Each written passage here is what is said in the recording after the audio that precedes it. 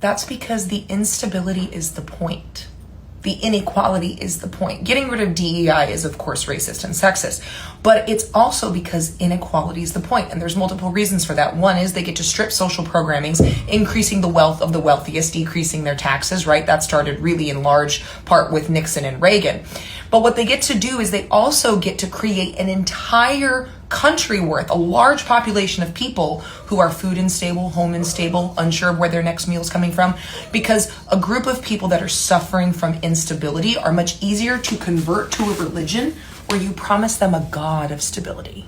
And you promise them a God of prosperity, that if they just follow God enough, he's going to bless you financially. He's going to bless your relationships. He's going to bless your business. And when that doesn't work, because that's not the gospel and it's not biblical, when you get cancer or your marriage falls apart or your business collapses, they get to say, well, you have unrepented sin in your life, and so God's not blessing you. It is much easier to get people to convert and to stay within that religion, and also to follow whatever mandates they give you, like women need to stay home and serve their husbands, if people are suffering from instability. The instability is the point, because if they really wanted a baby boom, they wouldn't be offering $5,000 to people, which for most people isn't going to cover the bill from having the kid in the first place. But that will incentivize poor and uneducated families to have more kids, which is a great cheap workforce, especially when you're working to limit who has access to high quality education with the school voucher program.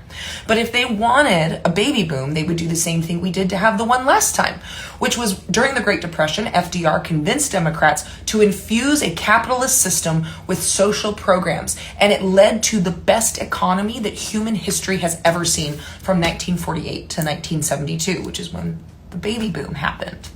It wasn't until the Civil Rights Act guaranteed equal access to Medicare and Medicaid to Black people, as well as desegregated hospitals, that white people had any kind of issue with these social programmings and started repealing them.